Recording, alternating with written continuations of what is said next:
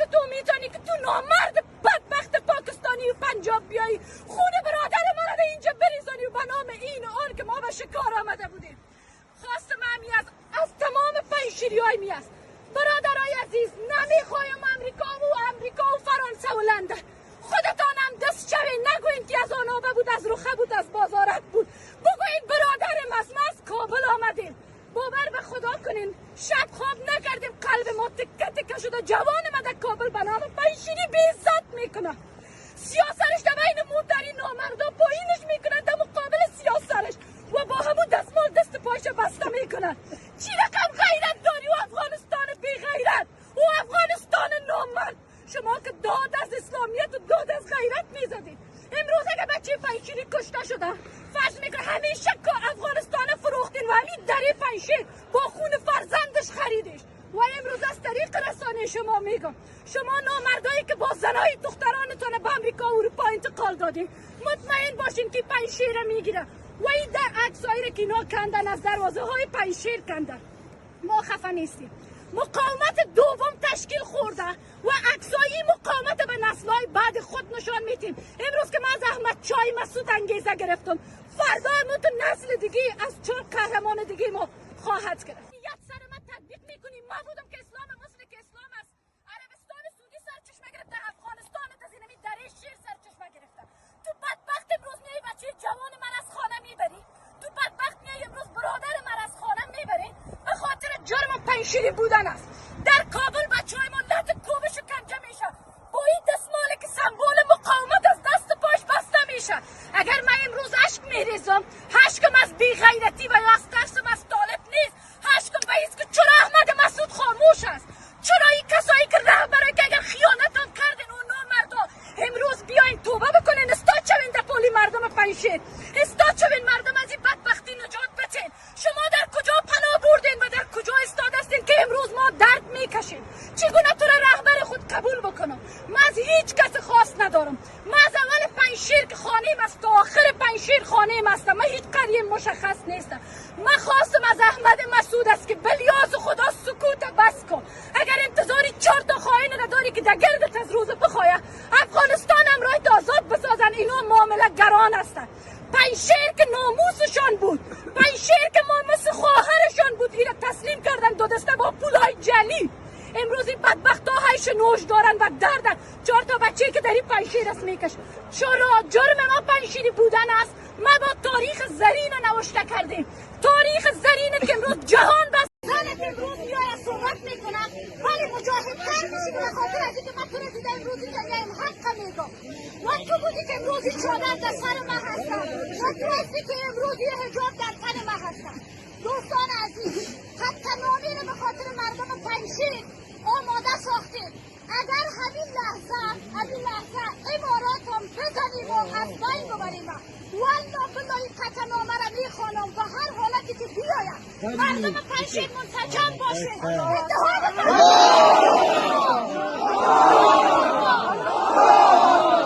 مردم پنشیر هیچ وقت قریه خود حساب نکنید. تا که هم دست نشین و مشت بسته نباشین والله که نابود میشین. اصلا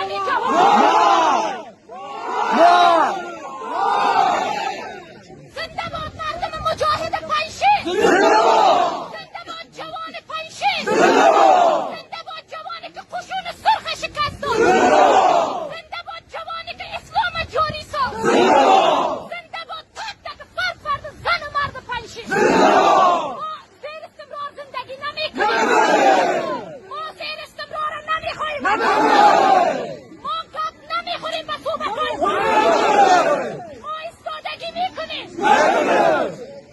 به نام خداوند عدالت مردم سلطنتیره پنشیر سالها زیر ستم و یوغ فاشیسم قرار داشتند و حالا با حضور طالبان در این ولایت ظلم بیشتر و از پیش شده است. جوانان بازداشت می شوند و افراد غیر نظامی بیگناه تیرباران می گردند. طالبان با اینکه عفو عمومی اعلان کردند اما هیچ کس در این ولایت و نه در دیگر ولایت‌های افغانستان از چنگ اینا در امان نیست.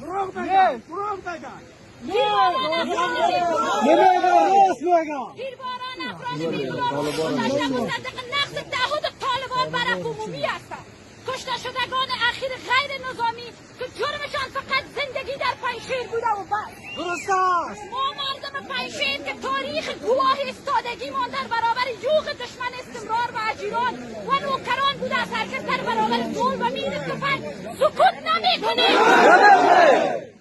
ما معترضان از مسئولان خواهانیم به کیف رساندن افرادی هستیم که در قتل‌های اخیر مخصوصا تیرباران روز گذشته دست داشتند. ما می‌خواهیم این افراد بازداشت شده و طالبان و تعهد خود برای مردم پنجشیر که تسلیم احکام شرعی هستند پابند می‌مانند. من به حیث یک تاجر هیچ وقت قبول ندارم که با تذکره من افغان باشم.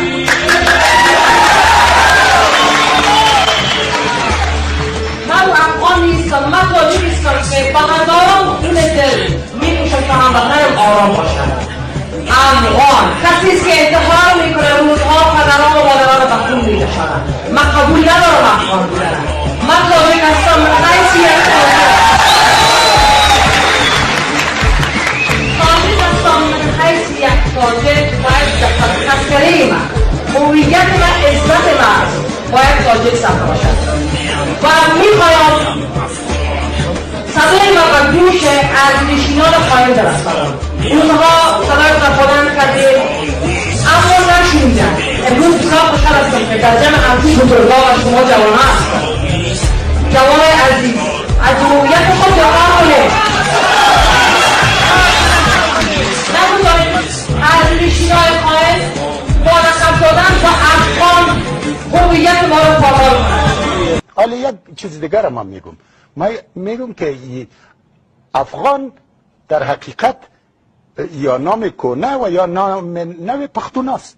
پختون یعنی قوم ما که ما برایت میگم. بنان وقتی که تو برادر دوم تاجیک قبول کرده این کشور به نام افغان یا هزاره ازبک قبول کرده، تو خوجه یک امتیاز معنوی برای خود گرفتی.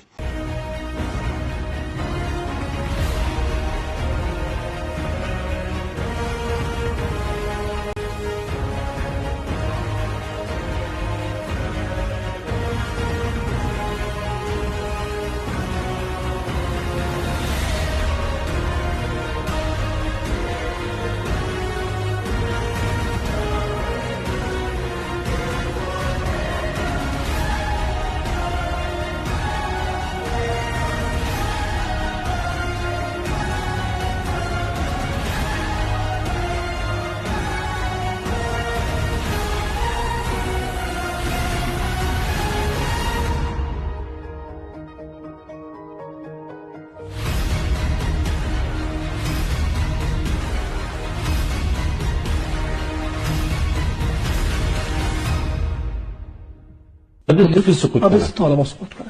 طالبان از کجا هستند؟ طالبان افغان هستند. اگر افغان هستند یک قوت افغان می یک جایی رو میگیره. ما میگه افغان هستیم. پس دو صورت اگر ما یک جایی رو میگیریم ما چه حق داریم؟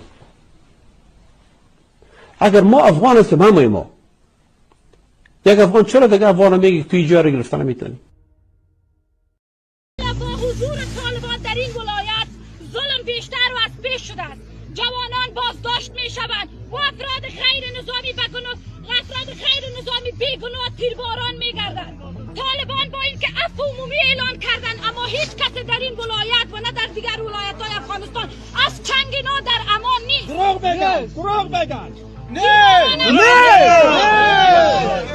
تیرباران افراد بیگناه روز گذشته مصدق نقض تعهد طالبان بر عفو عمومی هستند. کشته شدگان اخیر غیر نظامی که جرمشان فقط زندگی در پنجشیر بوده و بس. درست است. ما مردم پنجشیر که تاریخ گواه ایستادگی مان در برابر یوغ دشمن استمرار و اجیران و نوکران بوده از حرکت در برابر ظلم و میر تفنگ سکوت نمی‌کنیم. ما معترضان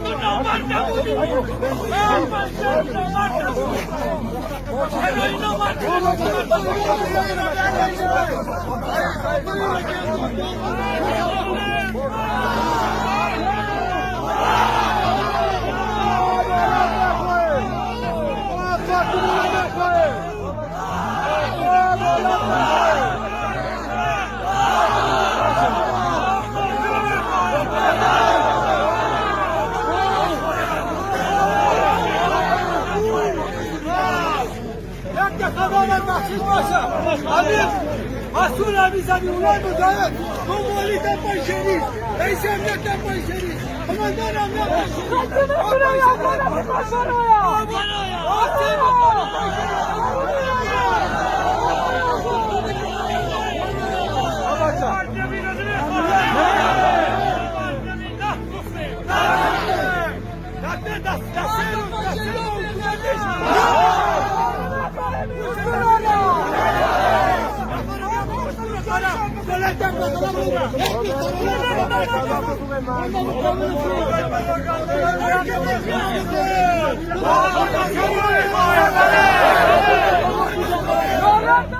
چطور میتونی که تو نامرد بدبخت پاکستانی و پنجاب بیایی خون برادر من رو اینجا بریزانی و به نام این آن که ما به شکار آمده بودیم. خواستم همی از تمام پنجشیری های میست برادرای عزیز نمیخوایم امریکا و فرانسه و لندن خودتان هم دست شوید نگویید که از آنابه بود از روخه بود از بازارت بود بگویید برادرم از ما از کابل آمدیم باور به خدا کنین شب خواب نکردیم قلب ما تکه تکه شده جوان ما در کابل به نام پنجشیری بی‌عزت میکنه سیاسرش در بین مردنی نامردا پایینش میکنن در مقابل سیاسرش و با همون دستمال دست پایش بسته میکنن چی رقم غیرت داری و افغانستان بی غیرت و افغانستان نامرد شما که داد از اسلامیت و داد از غیرت میزدید امروز اگه بچه پنجشیری کشته شده فرض میکنه همیشه کار افغانستان فروختین ولی در پنجشیر با خون فرزندش خریدش و امروز از طریق رسانه شما میگم